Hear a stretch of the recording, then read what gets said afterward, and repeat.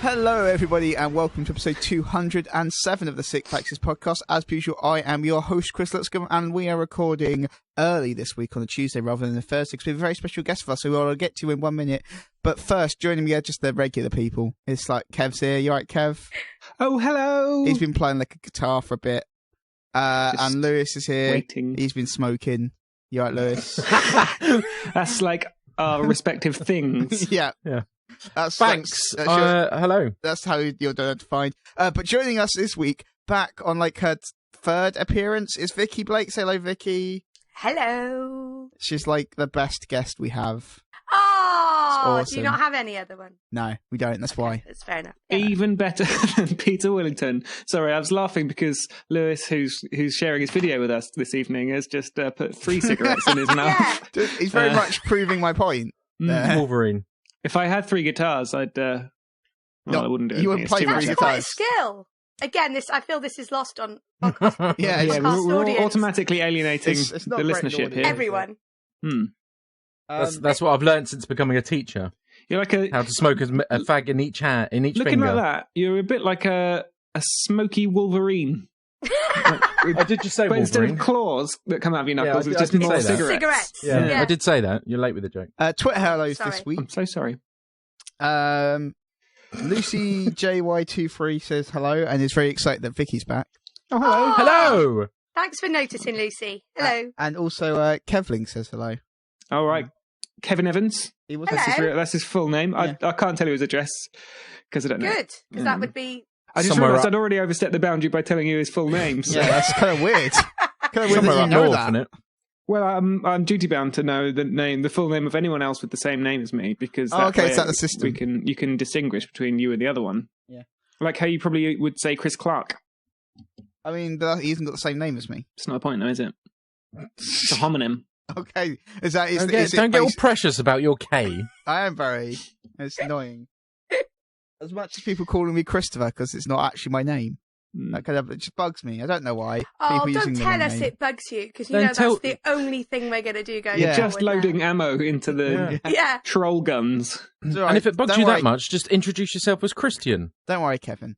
Whoa, I didn't say I was involved in this. Anyway, it's time for the news. You just have to make up jingles this week. News. This is a jingle. Welcome to the news. Nice. The thing is, I can cut. News. I can edit the real jingles in, but now I won't. Oh, no. Oh, yeah, that's true. But that. Yeah. Right, first bit of news this week. Today in the news, the was it London Games Festival? What's it launched? GCD, GDC, Which is a, GCCD. it's LGF, London Games Festival. completely wrong. Which is a 1. You're thinking of Game Developers Conference, Yeah, which 1.2 hasn't just launched this No. week. That's been around for years. It's a £1.2 million event. I failed, I'm Will sorry. now encompass EGX Rezzed and the BAFTA Game Awards. And the most exciting thing about all of this is it was launched by a video of Boris Johnson, but recreated in Minecraft. It was insanely, ridiculously good. It was really good, actually. Yeah. It's a really good Minecraft video, and he seems like pretty passionate about like making London a leading place for games to be developed. Yep. And it was actual Boris Johnson doing the voiceover. Yeah, it's actually Boris Johnson doing the voiceover. Yeah, yeah. He did seem slightly puzzled by the whole thing as well, but it was lovely. He always has. What's this? Yeah. What is it? Why am I made of scratch? I just feel like he's a guy who's constantly puzzled by life anyway. That's very true. I can imagine that he Bit wakes of a up every cheap morning impression, just sorry. amazed that he has the job that he has. You know? Yeah, it is. I get the impression. Do you ever watch Friends? Yes. Do you remember the episode That is where, the most ridiculous question I've ever heard anybody ask. Sorry. The Have you, episode I don't where... think you've heard of Friends. Right! I'm just saying, do you watch it? Have People you might seen not The know. Simpsons? Yeah. No, what is this? It's yellow. It's rubbish. Don't watch it. Oh, right, okay. Friends, yes. Carry on. No, it's fine. Tell us about Friends. No, No, you've started now. Is there a character called Ross? It was the it's the episode where Phoebe goes out with Alec Baldwin.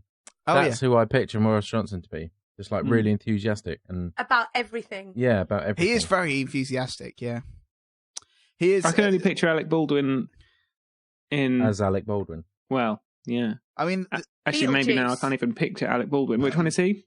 Was he He's Beetlejuice? Mike Baldwin's brother. Doesn't help me. He's the other Baldwin's brother. Vicky, what did you say? I said, was he the one from Beetlejuice? That Alec? That's Rick Mail. No, isn't that Drop Dead Fred? Oh yeah, that's the one. I love that film. Yeah, pretty good. So anyway, the interesting things in this event, aside from there'll be the sorry, look at Kris trying to get us back on track. Things, I love it. Such as an event called Now Play This, which is going to be a festival at gaming at Somerset House, and a series of insightful London Game Festivals at the British Film Institute talks on the 4th of April, which is quite cool. But probably the best thing for the development side of the industry, is they're creating like a finance market where they try and match people who are willing to finance games to people who want to make games as part of this festival, which is quite a cool thing because it's important, obviously, which is just great. And also, it will of course encompass as I said earlier, the pre-existing Rezzed event and the BAFTA Game Awards. So that's all really quite good. And very you did exciting. well to keep going after my fucking house phone rang, which no one ever... Who rings house phones? I don't Just people's nans, I think. We never heard a house phone. People trying to sell me PPI or ask me about an accident I haven't been in. Sorry about that. That's all right. We didn't even hear it when you mentioned it. I pay for a house phone because for some reason I don't really understand, made my broadband cheaper. So, but there's no phone. Most internets need a landline. No, I got Virgin. Not these days. Like, I'm the same, Kris. But it's like it was cheaper to pay them for a phone. Quiet you, Lewis. I know where you're going, but I don't actually have a phone plugged into the socket. There's actually 2 phone sockets in this house. There's 3 phone sockets, and I don't know which of them is the actual one. They're made of gold. They are. First world problems. Oh, I've got 3 phone lines. I don't know what to do with all these phone lines. Annoyingly, none of them say Virgin on either. Well, that is annoying. That's the most annoying part of your story that I can empathise with. Oh, Jesus. All right. Get your label maker out. That's true. I can't. I don't have a label maker because I'm not weird, but... Well, I'm sure you can Amazon one. I could do. Don't you have like 15 subscriptions to Amazon Prime? I'm sure you can get one delivered to you within the hour.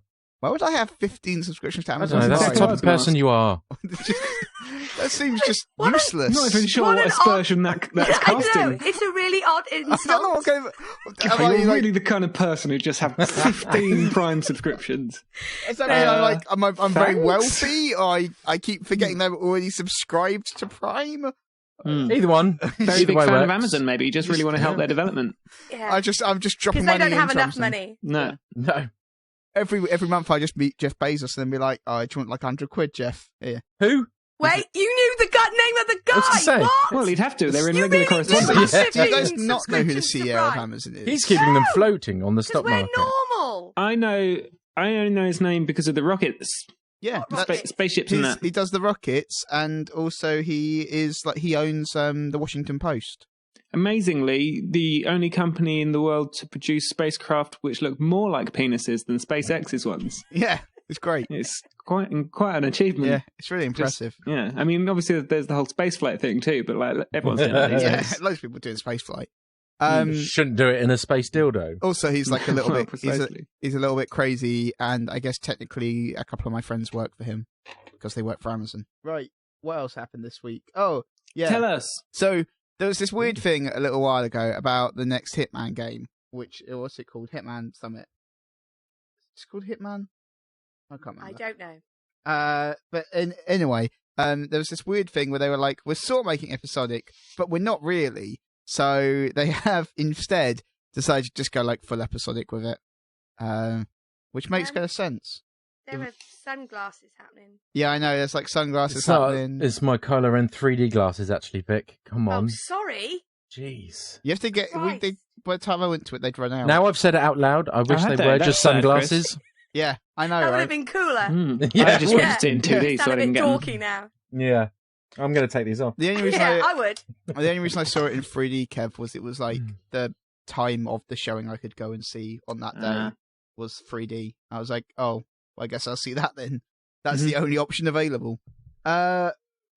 So anyway, yeah, so it sounds like basically they're splitting it into missions will now be episodes.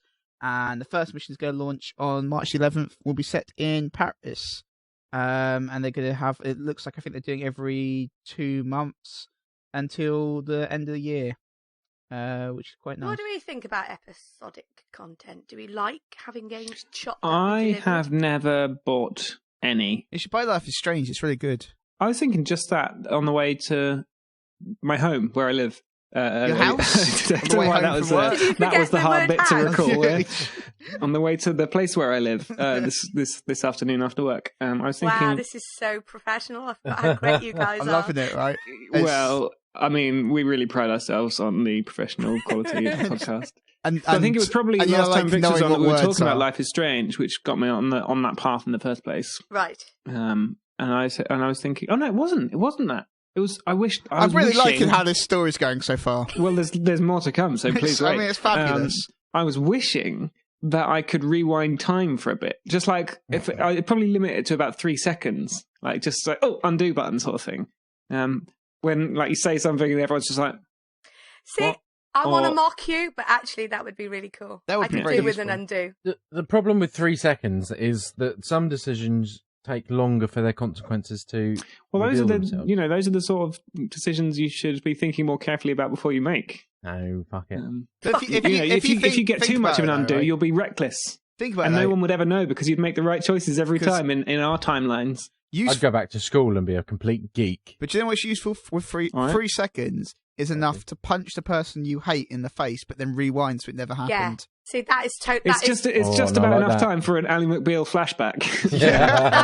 Or that flash would be my present. exclusive use of my powers. Yeah. Would be to hit people and then rewind. And be like, oh, I feel better, but it never happened. Pushing people in front of cars, knocking them off bridges. Wow. So we've gone from smacking people to murdering them. Just straight up murder. Yeah, sorry, yeah. Yeah, it's true though. I mean, I'm trying to think of something funny. No, it's still I would quite a say- short thinking time on how I could sort of save face if I've really put my foot in my mouth or like made a terribly That embarrassing would be useful blunder. as well. Like Kill saying them. I was thinking about this on my way to my home, which is where I live. Yeah. I'm proud of the way that I communicate this story from start to finish, including that sentence. So, are you gonna? But the thing is, Life is Strange is out on retail now, isn't it? Yeah, so you can get it as the whole thing. But that's sort of true of all episodic content, is you can just wait till it's Eventually. finished and then buy the whole thing. Binge watch it. Yeah, basically. You can, yeah, Give it the Netflix treatment. yeah, if you want to. Yeah. Like, that's Maybe always I an will. option. Yeah, I mean, sure, that is an option, and maybe it's an option I'll take. Although I would need Well, I mean, more you than kind of 3 have to seconds with to Life is work out Strange whether now. that was the wrong decision, wouldn't I? So Yeah. I still think 3 seconds is too little. I it's mean, just like, an undo I like button how for we've just life. gone I know, back but, here, I know, right? but like you're talking about using it to hit him. What if like you misjudge the time and you rewind and you still haven't got past that point where you plunge the knife into their chest? I mean, Well, then maybe don't use your powers for murdering. Oh no, I'm still a big advocate on murdering people and doing it. I think it would be really good for humanity. Cathartic. Yeah, I reckon I've reckon murdered you, so I it's think fine. we You would- can say what you like. I think generally people would be happier. I've watched you die. Yeah, you could And release you don't a even number one fucking know bestseller. it. It's pretty dark. 3-second Murders by Vikki B. Mm. What I've always Yeah. thought is the ability to stop time would be useful for killing people because you'd never get caught. Ever. Well, it's weird that you guys are all really focused in on the murdering thing as like the main use for powers. Why would you never get caught? Well, because you could, like, set up a convincing alibi, stop time, go and kill a person, come back to How where do you you were. kill someone? What are the laws of physics whilst time stop, though? Can you even kill them? Just put a knife in their back. Like, and then when you So start, that when you restart time, there's a knife in their there's back. just and then just like shit. But like, I wasn't expecting that. No, but the I'm thing trying is, to to think. like pierce skin takes time, doesn't it? So Longer than if 3 if time seconds. isn't present, then would you even be able to move or interact with anything? Well, Wow, that's so deep. I guess what you do, so's the knife. I guess what you do in that Yeah, case, Kev, but is you kind of, because although physics might not be working, I'm assuming you can manipulate objects. Mhm. So you put like a knife on the floor and then just tilt them so they're going to fall back onto the knife. Yeah, because you could probably just That would tilt be the them way sort to of do it. wholesale. Yeah. Because Just basically like we said, prop physics them isn't up on the knife, and then as soon as time restarts, they're probably going to die. So what you're saying is you want to go around doing surreptitious Harry Carry? Pretty much, yeah. I'm trying to think if Hero from Heroes ever used his powers. No, this way, Hero and I wasn't like a No, nice it's don't guy. believe too he did. geeky. He was. Oh no, I've knocked my drink over. Undo. Yeah, he wasn't like a terrible person like we are. No. Anyway, yeah, I kind of like episodic content, to go back to what Vikki was saying. Oh, yeah. Sorry. I think obviously it doesn't work for every game out there, but I think for this, where it's got a natural mission structure, that's kind of a good approach, right? Yes. Yes. Yeah. I had to Sorry, I was think about it. distracted by Kev. Sorry, with a everyone bow tie. distracted by Hey. Kev playing with a bow tie. This is why we don't normally use video, because Yeah, this is what that's me. happens. I can see. Mm. And I'm acutely aware, after the phone is finished ringing, now the dog's lying about 3 feet away and snoring so loudly, you will definitely register at some point. All right. I apologise in advance. That's all right. Other thing this week, the screw. Yes. Can I have my say on episodic content? You may. Yeah, you have lots of time, Lewis, to jump in, but you didn't. So Don't I listen to assume Kris you the wanted first. Well, to. You carry I on. didn't, did I? Because, people were talking. I don't want to be rude like you. I don't mind it. Okay. That was it. That's all you had. Thanks for your contributions. Do you This is think why- it's a way of making us pay more money? No, I think it's a way of... I think it's a way of funding game development in yeah. a way, isn't it? Yeah, funding game, but also I think it's a way of them shaping the game, because Yeah. obviously in between episodes they can gauge the fan reactions, make tweaks and things, or even, depending on how much time they got, change bits of story and really listen to that feedback Yeah, and absolutely. progress it as they go, which I think is quite a cool idea. Hmm. Because there are loads of games out there where people pay 40 odd quid, play it, and they're like, shit, they What should a have done waste this, of that, and money. the other. Yeah. Yeah. I'm Yeah. looking at you, Deus Ex Human Revolution. I'm looking at you, Shadow of Mordor. Well, you're wrong about that. We know this. It's been well established. Shadow of Mordor's a good game. It's a fucking good game! There's been a lot of time invested in this podcast, proving it scientifically. Mm-hmm. Shadow of Mordor's I mean, you good. just need to look at the Metacritic and Yeah. I'm going to kill you. Anyway, and then rewind undo it. time. Yeah. the Teenage Mutant Ninja Turtles screenshots came out, which I wouldn't normally talk about, but I like Teenage Mutant Ninja Turtles. Wait, I missed this. What? Game? So I'll put a link. Screenshots? Do you mean video game screenshots? Yeah. So There's a Wait. game? What is this? Is this 2000? And I don't know. I was trying to think. Yeah. Is how this long ago was 1984? it? But yeah, There's- 80 would have been better, not Well, there's 2000. the film's coming out this year, the second film. Ugh, for fuck's sake. But Someone just killed Michael Bay. I think the game is unrelated to the film, much like when Arkham Asylum came out in line with the Batman movies, but didn't have any actual relation to them. That looks lazy and terrible. It does look really poor. I thought it looked alright. I quite like it. No. You had to go at Tony Hawk's for shell shading. Yeah, Shell but, shading. but Why? That's a Shell difficult phrase shading. to say. Shell shading. Really good. Shell shading. That was deliberate, right? No.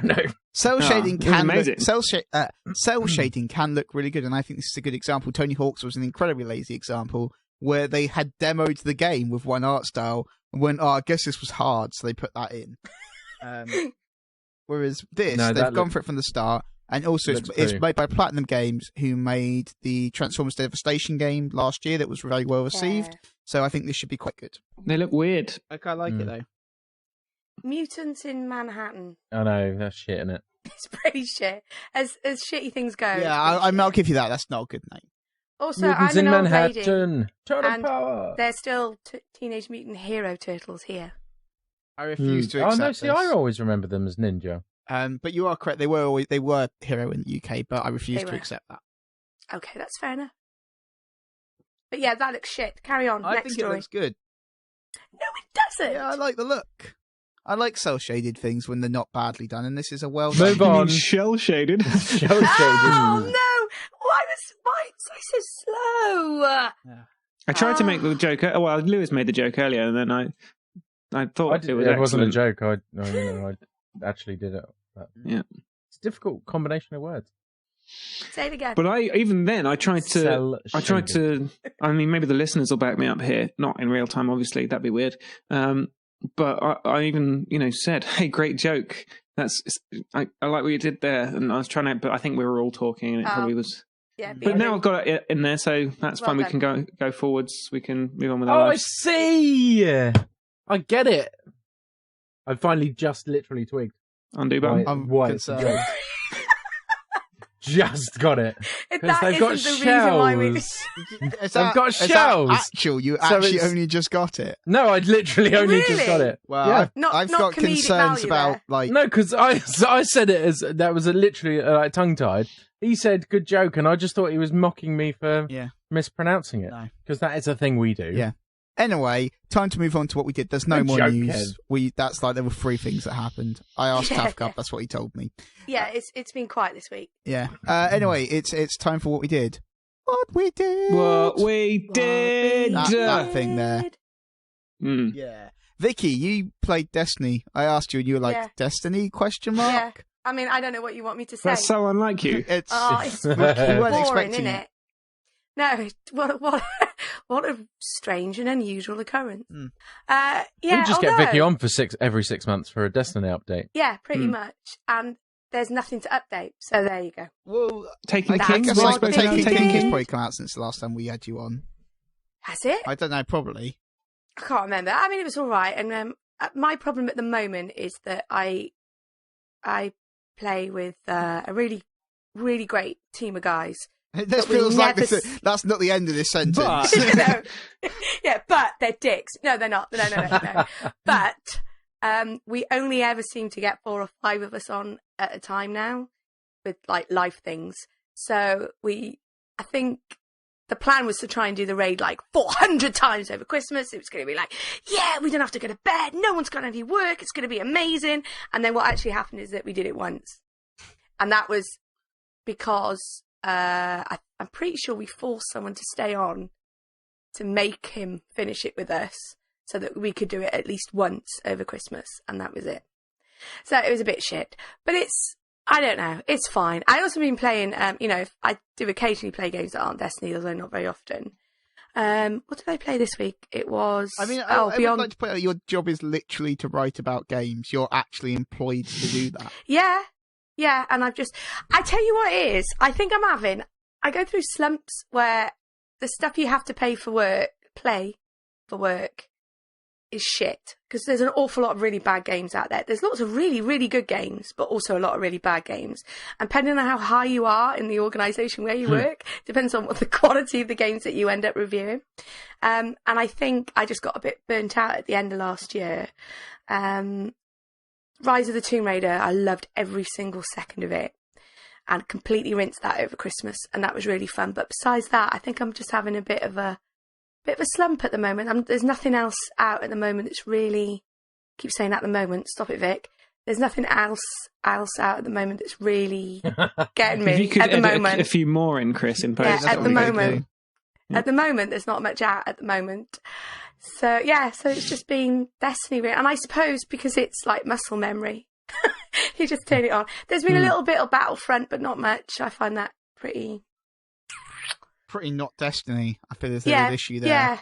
Yeah, pretty much. It is not Destiny at the moment. Yeah. So, yeah. So, yeah, it's great that I do this for, my job, and I've been playing nothing but Destiny. It's really shocking. You can argue that I'm not very good at my job. So many articles you can squeeze out of Destiny. Like I'm not even writing about it, if that helps. Oh, okay. Just playing it. I guess that's slightly better. A little bit, but not too much. I was playing something. I'm sure my Xbox One was on at some point this week, but I can't remember what it was. Destiny Wasn't on it? the Xbox One.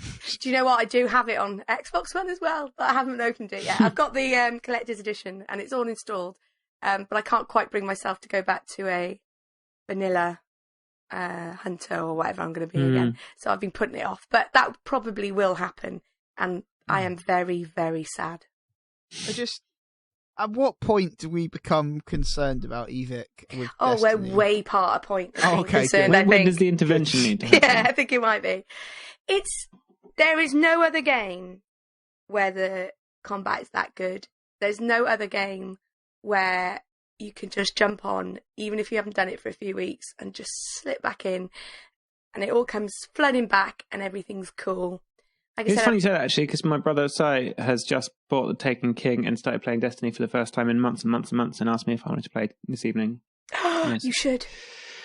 Not to drag Yeah, everyone down with my addiction, but I'm going to bring you down with my addiction. Everybody should. It's just, there is, like I said, there's no other game where the combat's that good. Still, I don't think there is. And I know the story's naff and there's nothing there. And it did have the bit I was only in it for the single player content, so you know, that's not true. and if you only play the single player content, then it's a pile of shite.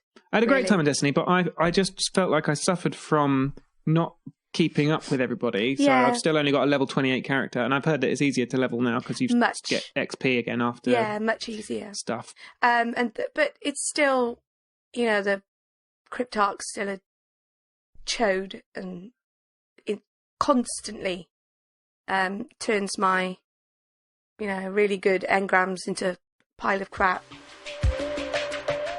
Technical Grammar stole this part of the show. We'll be right back.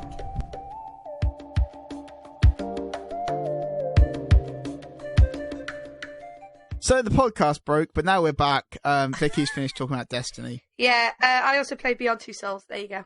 Was it good? Did you like it? Have you played the first one? Well, not the first one. I was going to say it's the Beyond same. One Soul. It's the same. It's the same. It's slightly prettier. It'd be a good way to announce a remake, a sequel, just to be like, yeah, it's just the update, guys. Yeah. With the alleged whitewashing. Yeah. That's not very nice. It's not true. But, it doesn't look good though when you look at the stills from the two versions. No, but they also were like, we changed the lighting engine. That's why it looks different. And you're like, yeah, that makes sense. Yes, but it's okay. It's I'm probably enjoying it more this time than I did. I found the control mechanics really frustrating. It didn't. I know the point of being Aiden, which is Aiden, by the way, if I can pronounce it correctly. Anyway, I know that he's, you know, this tethered thing and it's difficult to control, but it was so difficult to control, I just found it really frustrating. But this time around, for some reason, it's a little bit better, and I'm enjoying the story more, probably, because I've got a better idea what's going on. It's not really a game, is it? No. You know? Just sitting there, pressing the colour buttons, for the most part. Pretty much. Goes on without you, regardless of what you choose to do. Yeah, it's weird like that. Yeah. But yeah, so that was it. Kev. Hi. What's Lifeline? Is it a game or whatever? It's sort of. That's an appropriate question to ask. Is it like Beyond Two Souls? I don't know. I've not played it. So is it like Destiny? It's probably not like any of those things. Well, Beyond Two Souls is like an interactive story. Well, I guess it is a bit like that then, in that case. Let's start from the start, shall we? Yeah. So, Lifeline, which is currently, although by the time this is aired, probably not anymore, the free app of the week on the App Store. Yeah. So it's been out for a while, but it's newly free, and it is essentially a text adventure game, like a choose your own adventure text game. But the sort of the interesting thing about it is that it's all being done in real time, as if somebody is talking to you. Oh, I see. That's interesting. So they reach out for help, basically, and they're asking you, oh, like I've crashed my spaceship and I'm stranded on this moon and I don't know what to do, and like you have to help them out. And all you ever get is dialogue trees with two options. But then you're like, okay, so there's that. You can see the smoking wreckage in the distance. Like, all right, go over to that and like let me know what you see. And it's like, okay, cool. I'll let you know when I'm there. And then like that's it for the game for a bit. And then like he's basically texting you. Is the game.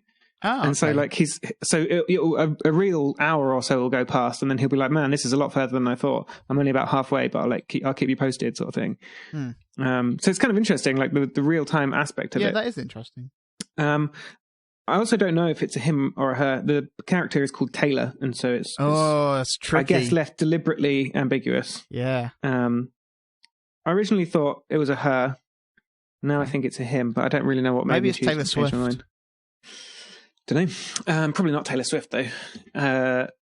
But yeah, it's really fascinating. I mean, it's completely story based, so I don't want to say too much about what happens because it wouldn't necessarily happen for you because it's based on my decision trees. I have managed to end Taylor's path once already, which was a sad time. Wait, is that what you killed them? I think so. I mean, it worded it by "I've ended this path," but yeah, the scenario that Taylor ended up in. That's a very spiritual way of saying it. Yeah, I've ended your path. But the scenario that Taylor ended up in before their path ended was likely to not end very well. They're just like walking off the edge of a bridge, and you were like, "Yeah, just walk off the bridge. It's fine." I think I froze him to death. Oh, that's not good. That's not a good way to go, is it? It's not a pleasant way. What sequel? Were they like, "Hey, Kev, should I walk into this freeze?" And you were like, "Yeah, probably." Yes, go there and stay there, I said. And then, no, that's not what happened. It's a tough call. But there's some interesting things as well. One mechanic, although it's a shame because this has been out for so long, this mechanic is slightly ruined. But they're like, oh, there's this thing, but I'm not sure if that's going to be harmful. Can you check if like X amount of radiation is harmful for like some time or whatever, and get back to me? And so, like, you just have to go and Google, like, the effects of radiation poisoning on people and that sort of thing. What scenario are they in that they need to know this? That's concerning. They're in quite peril.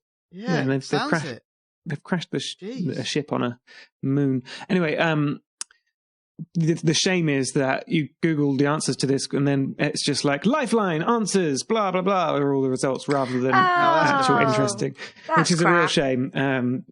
But I guess how Google's ranking works also, like, lots of people are clicking on it and linking to it and stuff, I guess. I don't know.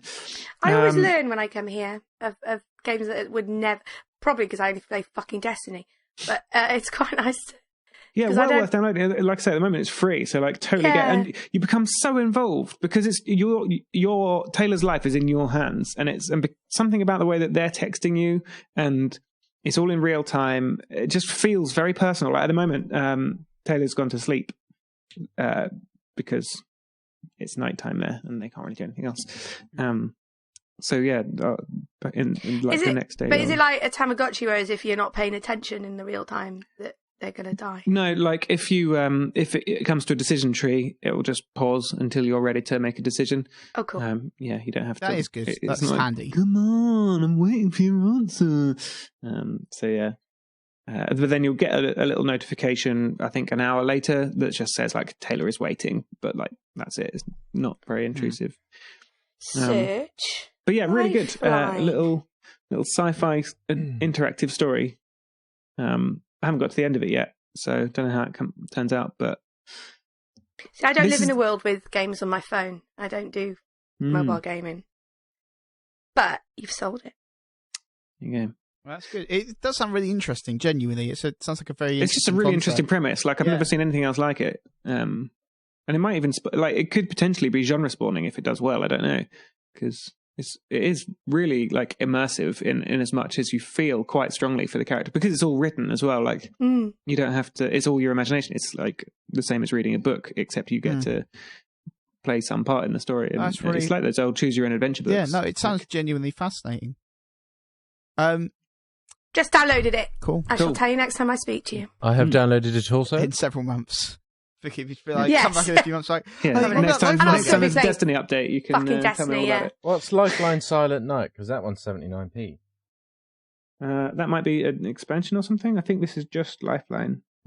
It's the App Store app of the week anyway, or at least it was. Anyway, yeah, it's still the free app of the week. Anyway, Lewis, hello, Lewis. Hello. It's your turn. You want to tell us about the Revenant? Wait, before that, all right. Just as an aside, it was originally designed, I think, as one of the first games for the Apple Watch. Hence, it being so that makes sense. light, because it's a perfect like new experience for that sort of device. You just have to tap one of two buttons, and then it carries on. Anyway, continue. With the Revenant, Lewis. Hello.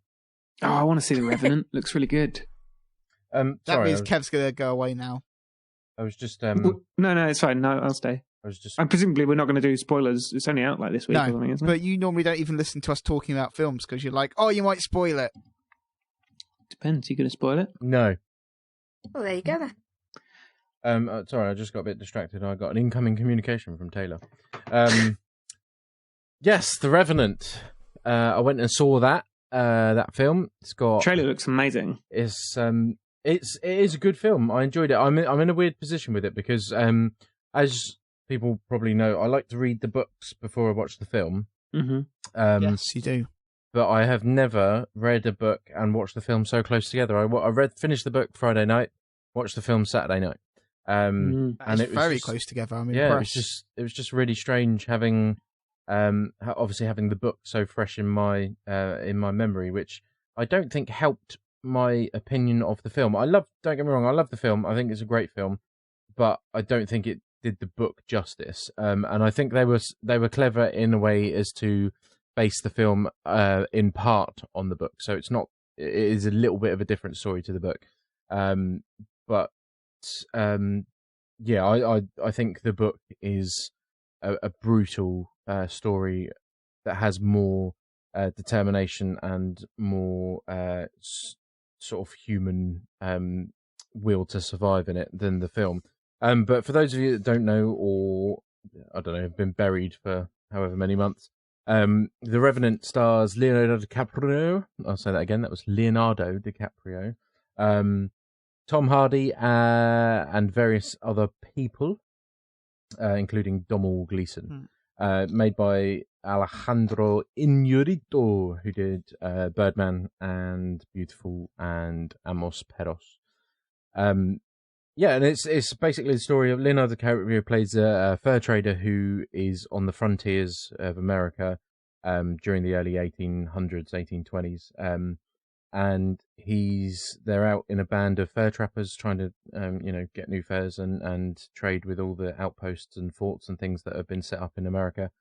And then one day he gets mauled by a bear. He gets completely ravaged.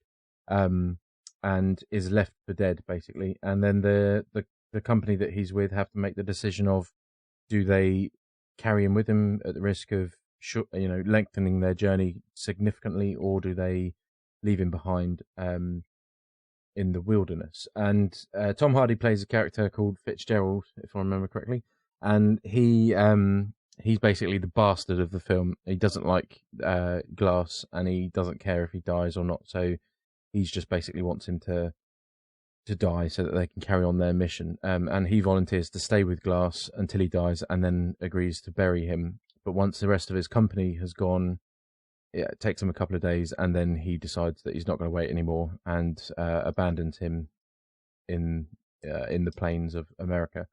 And then classy. And then it's basically about DiCaprio's character Glass finding the sort of determination to carry on through severe injuries and pain, and obviously then trying to find food and keep himself alive and warm, whilst always having the threat of indigenous tribes around. There are two main tribes. There's one called the Arikara, which they call the Rees, or there is the Pawnee Indians. The Pawnees are the sort of good guys, and the Arikara are the really vicious savages that will, just scalp you and stick an arrow through your neck and stuff like that. So yeah, it's really I was going to say made up word then. The cinematography in it is really beautiful, as you'd expect from Iñárritu, and also that setting. So there's loads of sprawling plains, rivers, mountains, forests, all those sorts of things. So it looks absolutely beautiful, and it feels quite atmospheric. But like I say, I think the problem was that the book is so brutal and has such a better indication of time passing that you can't get in the film because of obviously the time constraints and stuff. So, for example, shortly after being abandoned, in the film he heals relatively quickly, whereas in the book, they talk about things like he's got a little distance to crawl in order to get to his blanket and his bag of stuff, but because of the injuries he's sustained, it takes him like 3 hours to crawl a couple of meters. Whereas in the book, he's, crawling quite far distances quite early on, which it seems like a little thing. But like I said, because I've read it and watched it so close together, there is a definite sense of rushing it for the film, if that makes sense.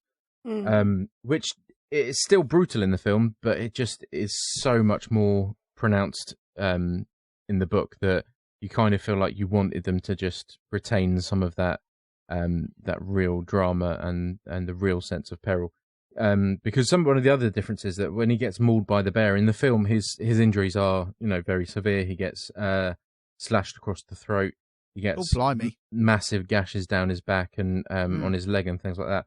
But in the book, it goes on. So the book describes obviously his throat being slashed open, 5 really deep gouges all the way down his back. He gets bitten in the thigh, so he has puncture wounds, and then he gets scalped as well. And there's this whole paragraph about his scalp flapping around, and the rest of his company decide, they try to prioritize the injuries. So they crudely sew his throat back together, even though it's still bubbling and bleeding and stuff. And then they crudely sew the gouges on his back together. Your use of the word bubbling was quite distressing then. Oh, no. And there is a whole bit about they look down and they can just see bubbles coming out of his throat. Because it was, that badly gashed. And there's a bit in the film where he drinks a bit of water and it leaks out of his throat, which I thought was quite a nice touch. So, yeah, and that again, I think but in the film he doesn't get scalped, and it just all seems not as severe, whilst it's still obviously quite bad. It just, like I said, it's just missing that extra step, which I think they've done in order to be able to, over the 2-hour runtime, be able to make it believable that he's recovered, or gets better in that or well enough to actually survive and go on a revenge mission within that space of time. And because in the film he has Leonardo DiCaprio's character has a son that he has had with an Indian sorry, that's not PC anymore, is it? With an indigenous lady. Don't think it has been since about 1900. All right, I apologise. So he has a son with a Pawnee indigenous tribe woman, and that's his son is with him on his company. In the book, he doesn't have that connection. So again, they've mixed it up a bit in order to get that that connection and the emotion in there as well, which I understand. But again, like I say, I don't personally feel like it was needed, because there was a lot going in the story anyway. But like I say, it's beautifully shot. DiCaprio is absolutely fantastic in it, because you just feel like he has just spent 6 months crawling around in the dirt. It doesn't look like it's makeup and stuff. It looks like they've literally just gone out into the mud. And I know there's lots of articles out there that explain some of the difficulties that they've had filming it, people walking off set and quitting and stuff like that, because it was in the freezing cold and it was quite harsh and stuff. But he is that character, and he's brilliant in it. So I'm hoping for his sake that this is his year for an Oscar, because he's never had one still. No, still not had one. Because he got the Golden Globe for it, and he has gone that extra mile. Whilst I wouldn't necessarily say the film is better than some other contenders that are out there, but his performance and his sort of dedication to the art in that film is superb. So I do recommend the film, but I highly recommend the book. I think if you can read them, watch them either way round, because they aren't they aren't the same. There is a definite halfway point where it splits off from the book.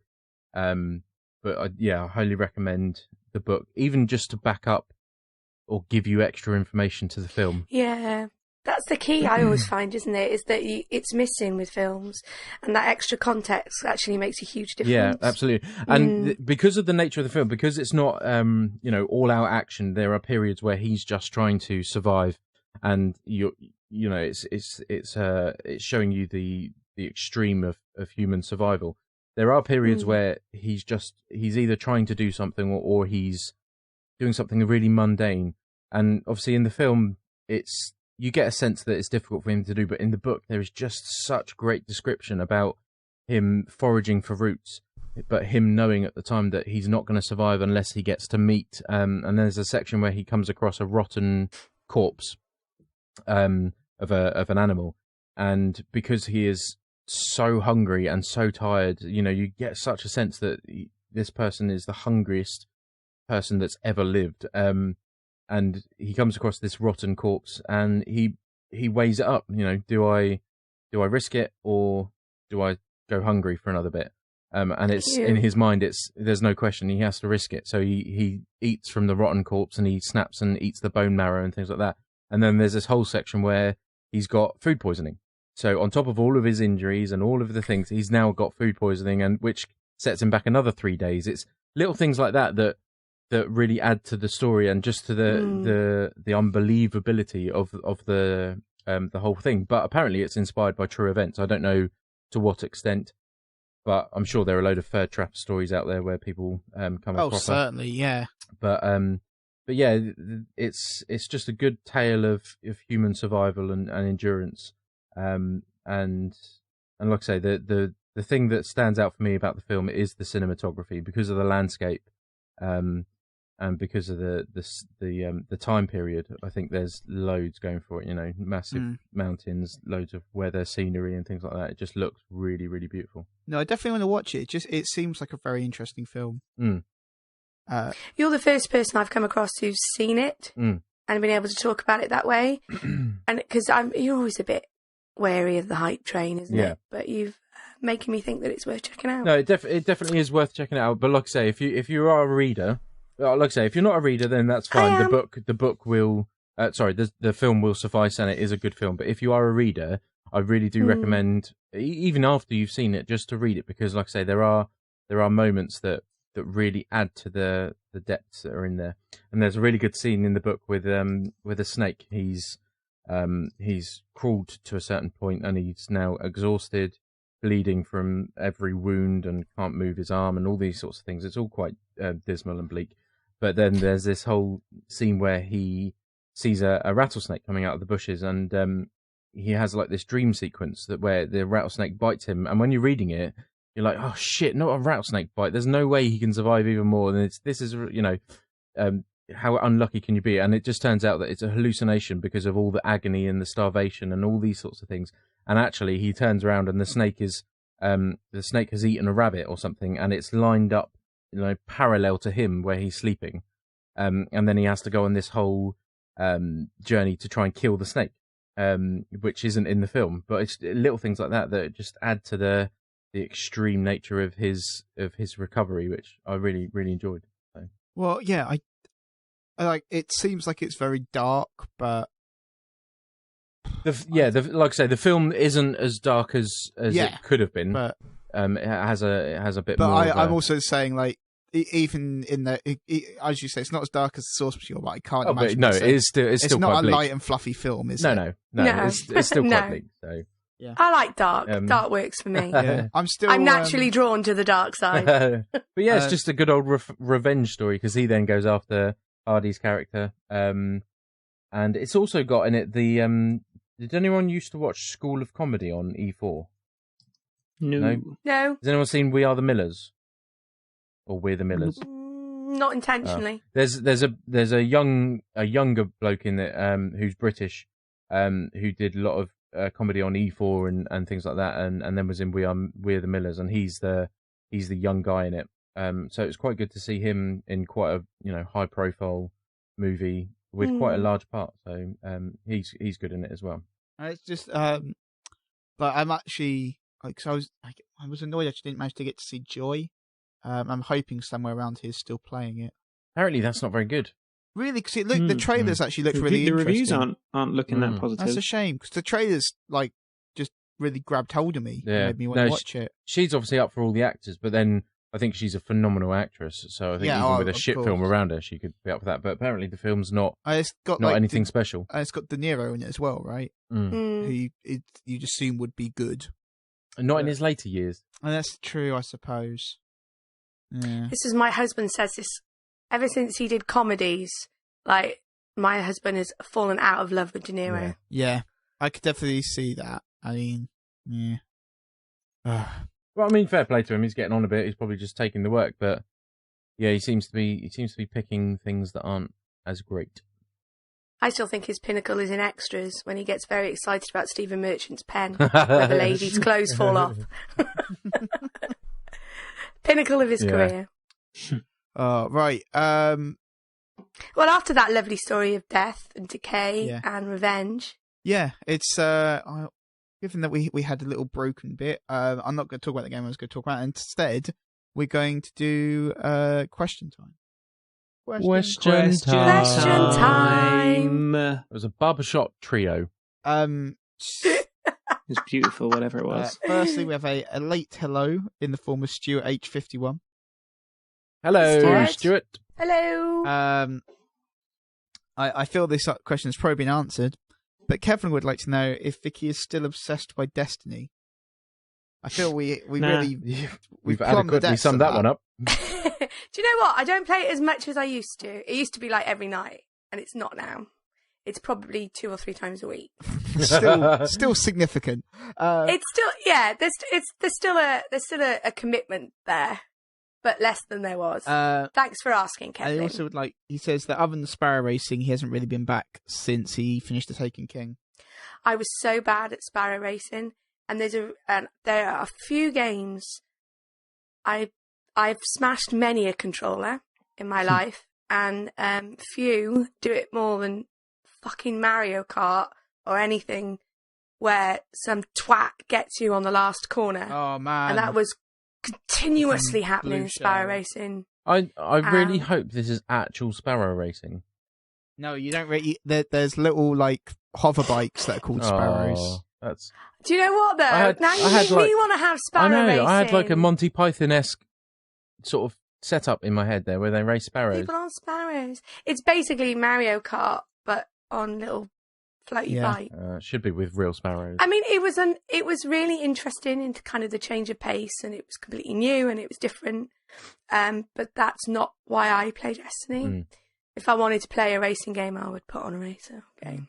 And don't own racing games, which is probably all you need to know about it. But I did check it out, and there was some. It was for a while the only way to get a good helmet. That's what she said. So beyond that, though, I hadn't played a lot of Sparrow Racing either. I don't think you've missed much. I find a question. Lucy JY23, otherwise known as Indie Marathon, would like to know, out of Firewatch, The Witness, and Uncharted 4, which are you most excited for? Firewatch. I see. I really thought you were going to say Uncharted. No, Firewatch. I don't know what Firewatch is. See, I love Uncharted, apart from the third one, and I'm looking forward to it, and it's going to be good. I think there's no mystery with Uncharted 4. It's going to look phenomenal. That's the reason I'm not super excited for it, because there is no mystery. No, it's going to look phenomenal, and it's going to be an enjoyable experience. Whereas Firewatch looked new, and also the fact that Ollie Moss is involved is a big plus. I'm a massive fan of him. It looks great, and it's just so vague about what it's about. And I love that trailer where he's out and about having a jolly time doing his park ranger stuff, and then all of a sudden you get that call saying, "Are you in the tower?" And he's like, "No." He's like, "Well, someone is," and it's like that sudden twist. It's like the call is coming from inside the house, sort of thing. I like that about it, but I love the art style. I'm really intrigued to see. I mean, that's what's really grabbed me. The art is gorgeous. Yeah. But it is the fact that it's quite mysterious still. It's just you don't know what it's going to be. The Witness, I will probably play, and it is up for pre-order as of today. And clearly it was popular because as soon as it went up for pre-order, it crashed their website. I am also by the Witness's art style. I think it looks intriguing. The Witness certainly looks good. Yeah. And I want to play The Witness, but I'm not grabbed by it in the same way. Apparently, I'm just starting to think I'm getting really shallow in my old age, but I'm really looking forward to Uncharted 4. No, I think that's perfectly valid, because Uncharted is... I'm not sure it is, because I do like looking forward to new things and playing things that are a bit unusual, but I don't know, in the last 5 years I've become a 13-year-old boy, and I'm only playing games that are, kind of shooting shit and stuff, but there's a special place in my heart for Nate, and I think that I hate Nolan Bot in Destiny, but I think Nolan North's. I think Nate is a great character. So did they just get rid of Dinklage Bot entirely? Yeah, he's gone. Dinklebot's gone. So it's liked him. I did too. I never minded him, but yeah, he's gone now. It's all been replaced with Nolan North, who's basically doing a Dinklebot impression. Yeah, it's kind of weird. It's not great. It's not great. I do love Uncharted. My trepidation with the fourth one is that I was really disappointed by the third one. Uncharted 2 is probably one of my favorite. Uncharted 2 is fabulous. Is one of my favorite games of all time. I think it is just memorable set piece to memorable set piece. But Uncharted 3 to me, it fell flat because I felt that the characters weren't as weren't as deep, but also it just felt like they'd reskinned Uncharted 2. They'd rehashed the plot almost, and even like the end sequence is almost a take for take on Uncharted 2, and I just felt it was an anticlimax, which is why I'm really looking forward to playing it, because like I say, it's Uncharted, but I just hope that they've put a bit more originality into the fourth one. I think the thing with Uncharted 3 for me as well is, although they obviously they kind of created all the new mystery about who Drake really is, they kind of did all of that stuff. It to me as well, just like it felt like they were done. It felt like they were like, okay, we've done 3, and we've left this open weird stuff about Drake that you can all speculate on. But it's one of those things that it was like, it will be more fun if you speculate than if they actually answer it. So I'm hoping Uncharted 4 maybe touches on it, but doesn't really answer the questions. I think because I don't think there's no answer they could give that would be as satisfying as what people have been speculating about. No. I think the fact that answer is coming via a studio like Naughty Dog is why I'm so excited about it. And I think you're right, because it's not spoon-fed. Yeah. I think they are incredibly good at what they do. They've always done really mature storytelling. So my hope is that it's exactly as you say, and that there's hints and suggestions. And if you pay attention, maybe there's 2 or 3 things you'll pick up if you're not paying attention. But generally, it'll be left for us to. If you think like for me, if it's like the first episode of Sherlock season 3, like after the fall. Where they because there's no answer that Moffat could have written that would have been as good, so he didn't really bother. He just gave some ideas, and I kind of hope that Naughty Dog do the same thing, where they don't make it really explicit. Yeah, that's a great comparison, actually. You're absolutely right, because I wasn't sure how the hell they were going to get out of that. It was genius to do it. It was. But I don't fucking know, do I? The thing that I'm looking forward to for Uncharted 4 that I've seen on the gameplay footage and that is the fact that they've moved away from scripted action scenes, if you like, to giving you more options. Oh yeah, so for you sure. can, because I was used to try and outsmart the cue points in Uncharted and try and sneak it. But the minute you pass a door, loads of guards come running and shoot at you. So I love the fact that there's going to be that option to either sneak around somewhere or go all guns a-blazing. So that I'm looking forward to. I also really liked the when they showed that E3 bit where the driving, Jeep, and that kind of the more open world flavour to it than because although. Like the Uncharted stuff has been a little bit open before, but it's still been very driven and kind of corridory. Yeah, and it was going to be nice that they are giving you a little bit more freedom this time. See, that's the bit I'm less impressed by. Really, I don't know. For me, I think if they can keep the same fidelity of gameplay, because previously, like it was a corridor shooter with just very well disguised corridors. Yeah. I mean, The Last of Us had that same problem, I think, in terms of, what a convenient place to duck behind. I wonder if a guy's going to come out and try and shoot me now, kind of thing. But I don't know if it's just I'm getting older. It's a time. I don't know why I'm complaining about time constraints when all I play is fucking Destiny. Yeah, if you stop playing Destiny, you'd have loads of time. Yeah, I'd have loads of time. Yeah, and that would be a good thing. But if I had to pick between an open world or an on rails, I would choose an on rails, just because I prefer. I'm terrified about missing things. Yeah, I hate missing collectibles. But I really don't like any of that. Because I think what they're going for here is kind of the Halo approach, where you have open areas where you can approach problems how you want to approach them, but then you're still moving forwards. Yeah. And games like Dishonored just rot that bit, didn't they? So that bit's great. But in terms of whether it's more open, I don't mind having several different options. Because it seems like that's what they're going for, right? Yeah, is that they're giving you. Because that's one of my favorite things about Halo is that they are basically just like, okay, here's a firefight. What do you want to do? Do you want to stand back and snipe, or do you want to run in? And, exactly. And you've got that approach, and there are certain enemies that you have to approach in certain ways, but that just adds flavour to kind of the puzzle. It just makes it that little bit more difficult. And if they go with that approach here, where they're like, okay, well, you've got the car and you can stay on the, because again, this is the example where they've shown, so we don't know what else there's going to be. But like, you've got the car, so you can stay on the road if you want, or you can drive across that field and like take a shortcut, but maybe you'll get stuck. Yeah. Like, that's going to be nice to have those options available to you and just make it slightly more, just give you the choices that were kind of missing in earlier Uncharted games. That, although I like those games and the story is enjoyable in them and they do good characterization, the actual core gameplay kind of gets a little bit tedious after a while, I've always felt. Yeah, I agree. It's very rinse and repeat. Yeah. And by giving you something different here, I'm hoping they can avoid that part of it. Oh, I Because can't wait. that for me has been the only failing of the Uncharted series, is, as you say, it just becomes this incredible rinse and repeat gameplay. Once you get past the halfway point, you're like, all right, I'm still playing this because I'm enjoying like all the set pieces and all of that. But the actual gameplay is like, I duck behind cover and I shot a guy and I move forward a bit. Yeah. And it's just like, well, this time it's a tower going up instead of a corridor going forwards. Isn't that slightly different? Like, yes, it is slightly different, Naughty Dog. Slightly different. That is exactly how I would describe it. But yeah, for me, it's. But they're up there for me. Sorry. No, carry on. Just for me, I think Naughty Dog.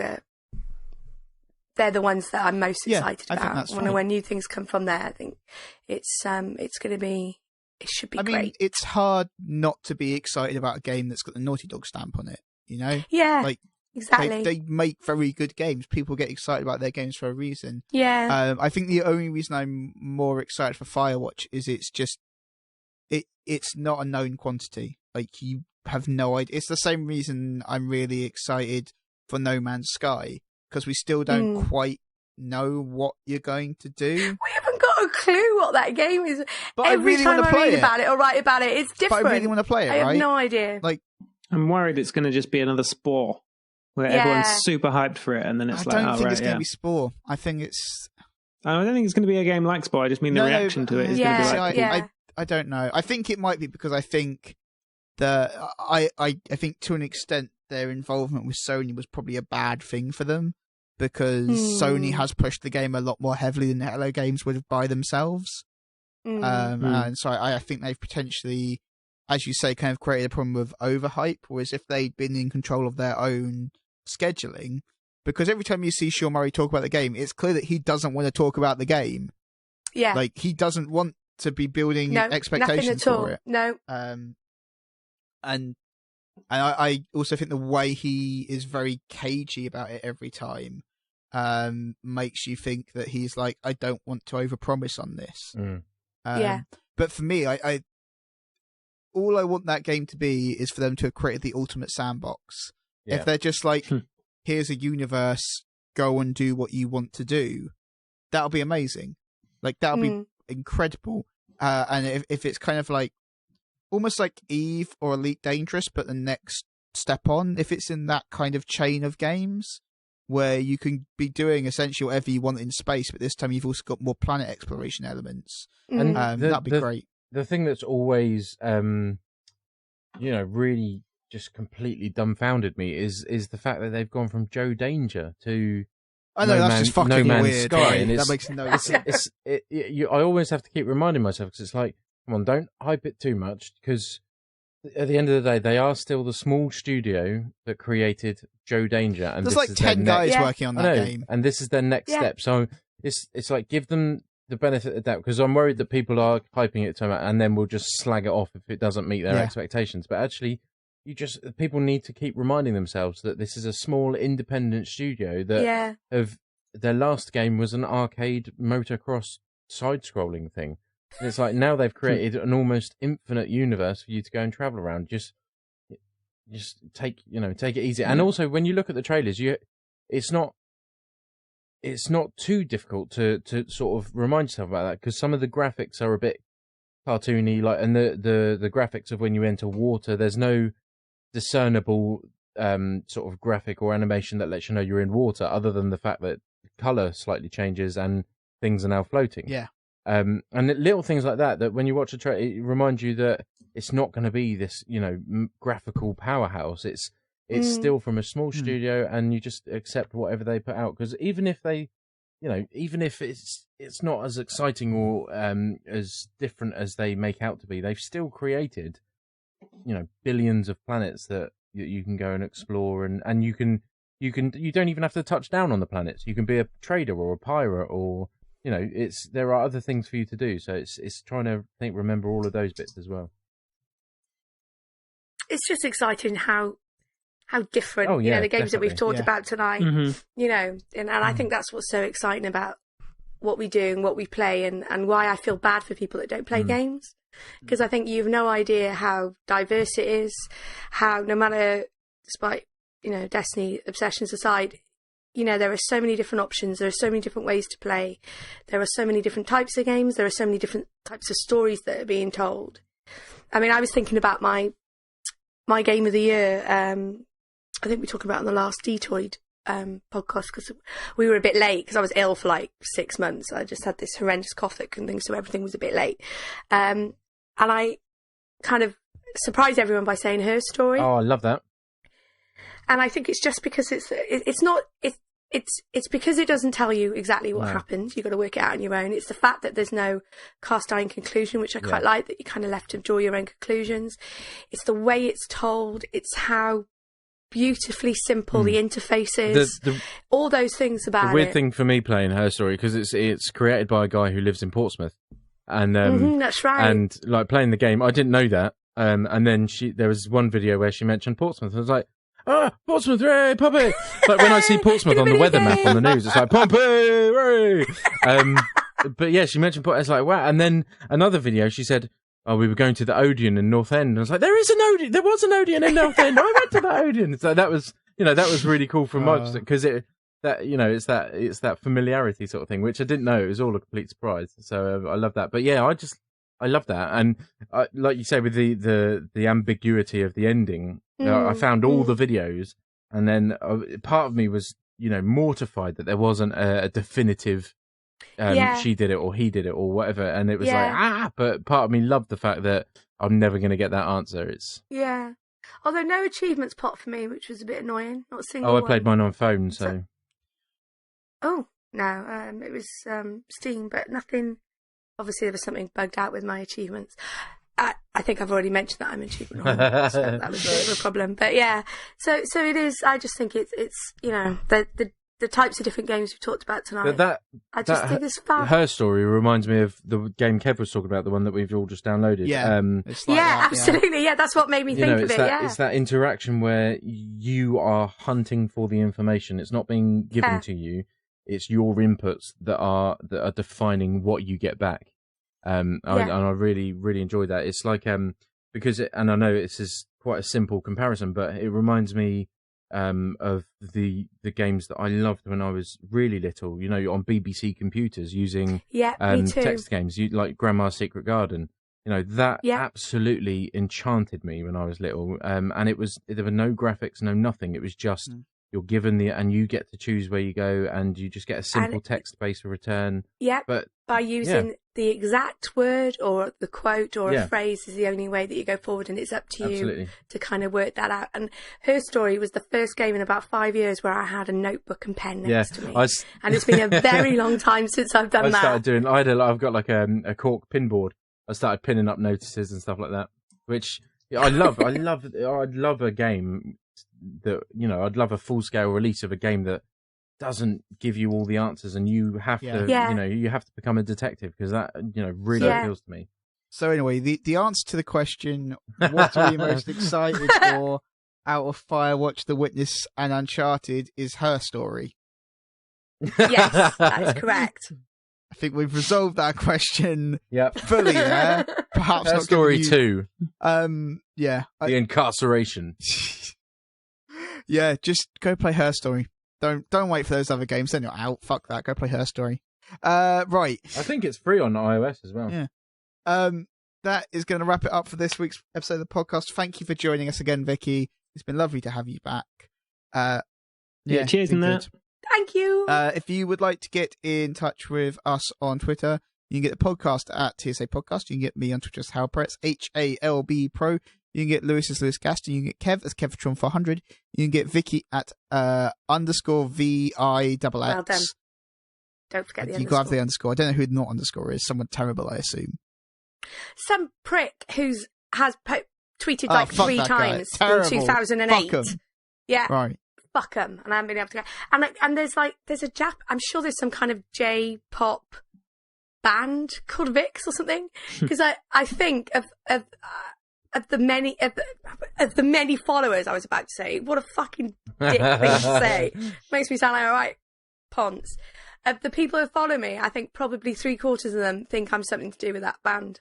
And I'm not. So I would quite like to take it back. But yes, underscore, don't forget remember the underscore. If you add another X onto it, you're going to get a whole other that's a bad followers. thing to do. Don't do that. Yes. You've got to be very precise. Yes. Anyway, if you get old episodes of the podcast, you can go to TheSixthAxis.com. You can go to Stitcher. You can go to YouTube. If you'd like to email us, you can email us at podcast@TheSixthAxis.com. And also you can get more great content at TheSixthAxis.com where there are like words on that. Anyway, say goodbye, everybody. Goodbye. Bye, everybody. Bye. The Sixth Axis Podcast.